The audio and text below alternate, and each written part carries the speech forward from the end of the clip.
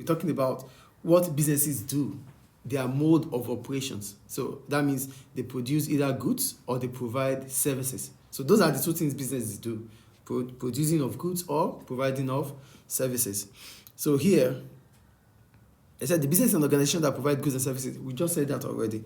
So whatever happens here, it's about what they produce in terms of goods, which can be marker, which can be a car, whatever it is that they produce, it's always an output. But how are they going to be able to produce these things? They need the factor inputs, which is land, labor, capital, and enterprise. Without these factor inputs, we cannot produce anything. I think that is clear. So we go on down. Here, the goods and services. So for businesses, what do? They provide either consumer goods or producer goods. So when we talk about consumer goods, we're talking about goods that are basically for consumption. And for producer goods, we're talking about goods that are produced for other businesses. So that means when we talk about consumer goods, we're talking about business to consumers. And when we talk about producer goods, we're talking about business to businesses. I think it's clear there. So they gave examples here. Smartphones, magazines, quips, handbag, computer games. These are all consumer goods. They are consumed.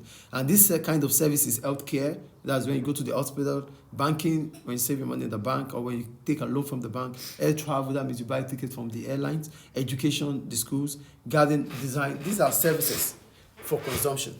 Then we have the producer goods, like I told you earlier, goods produced for other goods, business to businesses. We have delivery van. That means when you buy a delivery van, you want to use it for business. It's not for leisure. Office furniture. It's office furniture. That means you need those furniture where you want to put your laptop, where you want to put your stuff. You need it for the office. Tools. These are equipment you needed for a service.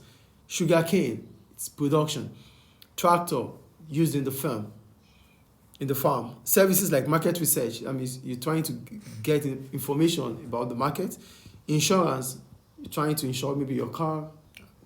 Software design, all these on industrial cleaning, printing, these are done basically for businesses. That's why we call it business to business. Do you have any question about that? No. So we go to satisfying needs and wants.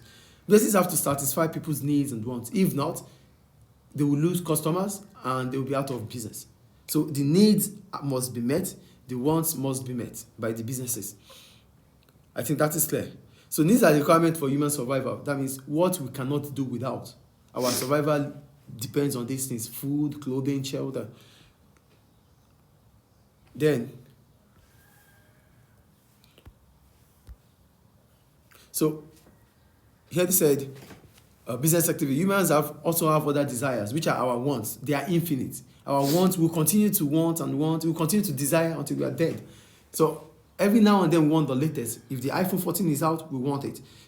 If iPhone 15 comes out tomorrow, you would want it. So that means every now and then we will continue to desire. That's why we said our wants are infinite. They are unlimited.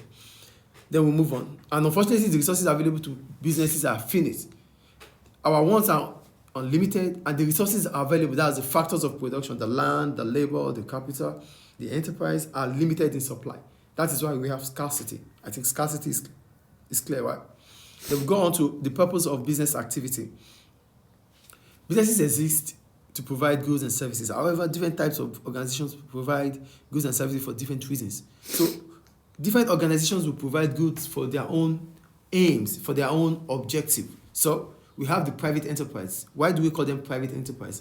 We call them private enterprise because they don't involve government in their activity. The activity is done basically from them, from their own wealth. So they provide goods and services for basically for profit. They want to make profit. That's the private sector, private enterprise. Then we have the social enterprise. For social enterprise, they exist not because of profit, but they exist because of humanity. They want to ensure that the people are happy. They want to ensure that people are not vulnerable. They want to reduce vulnerability in human. So that's why they exist. Examples of them are the UNICEF, the African Union, the European Union, some pressure groups. Then we have the public sector. For public enterprise, it's the same as the public sector. What do? These government enterprises. So it's basically for the government. They ensure that services are provided. Their aim is not to make profit rather, but to ensure that the people, the citizens, are well taken care of. Any question about that? No. Okay. Yeah, we go to business stakeholders, right?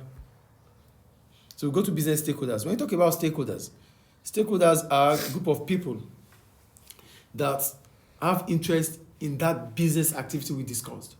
Businesses will provide goods and services, right? So those that have interest in what we produce, in what decisions we take as a business, are called stakeholders. Why do they have interest? They have interest in what we do because whatever decisions we take will directly or indirectly affect them. So when you know that someone, whatever decision that person takes is going to affect you directly or indirectly, then you want to be sure of what he is doing. You want to be sure of what she's doing. Do you get the point here? Mm-hmm. When you have someone that you are attached to, and just like your parents, whatever decisions they take would affect you, yes or no? Yes. So that means you have to always watch on what they do. Same goes to your parents, to you. They know whatever decisions you take, it might, or it will affect them directly or indirectly. So they have interest in what you do. Your success becomes their success. And if you failed, it comes to them too. It goes to them. So they have interest. That's why we call them stakeholders. They have interest in what we do. They have interest in what businesses do. Because whatever decisions businesses take will directly or indirectly affect them. So who are this group of people? We have the owners of the business. They are the owners of the business. They want the business to do well. They want the business to grow. If the business is growing, it becomes a return on investment for them. Yes or no? We have the government. For government, they want you to pay taxes. They want to ensure that there are legal controls. We talked about legal controls before now. Yeah. So government wants to make sure that you are not evading tax. You are paying the tax you are supposed to pay. You are not putting your workers, you're not putting your customers in vulnerability.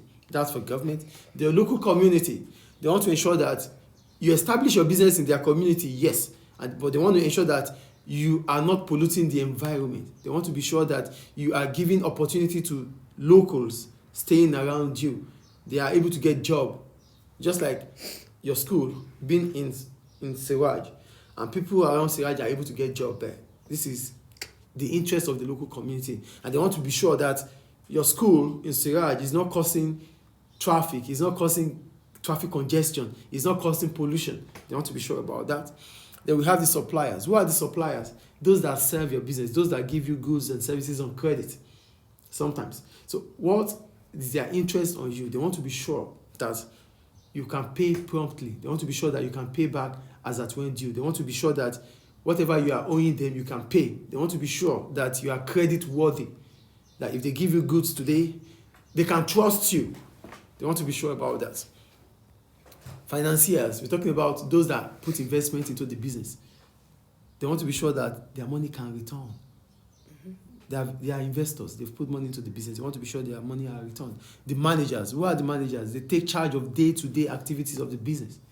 They take charge of day-to-day activity of the business, the managers. So for the employees, so for the managers, what is the interest they have? They want the business to grow. Because if the business grows, it increases their reputation. It improves their profile. And they say, oh, that manager is the one managing that school. The profile becomes bigger. As a result of that, they can get more pay. And they also get more promotion. They could become directors. So they want their CV to be boosted. And the only way their CV could be boosted is when they perform well. For the employees are those that take charge of that runs the business. They are the lifeblood of the business. So what is their interest in the business? They want to be sure that whatever effort they put into the business yields returns to them too. They want to be promoted. They want high salary. So they want whatever productivity, whatever output they produce, it's also equivalent to what they get. Do you understand? Mm-hmm. So that's for the employees. Any question about that? And the last one is the customers. For customers, they are the kingpin of the business. They want to be sure that they are buying products of quality. They are getting services that has quality, and they want to buy it at an affordable price. So these are all about stakeholders. Any question about stakeholders? No. We move on.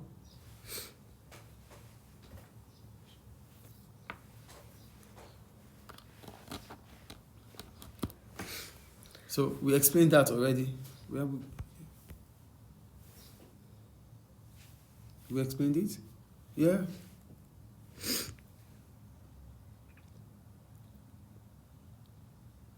So we have the activity, we're done with the activity. Now we go to the changing business environment. As I said, all businesses operate in a changing business environment. This means that they may be affected by external factors that are likely to change over time. So when we talk about changing business environment, we're talking about external factors that affect what the business do. Basically, all these factors, the business don't have control. Businesses do not have control over them. The only thing they could do is to find a way around it. Just like government legislations, what can businesses do? They have to follow suit.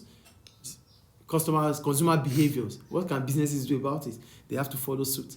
Technology, what can businesses do? They have to buy it to be relevant, to continue to be relevant. Political factor, the politics, the political environment, what can businesses do about it? Nothing. They have to just listen and take to it.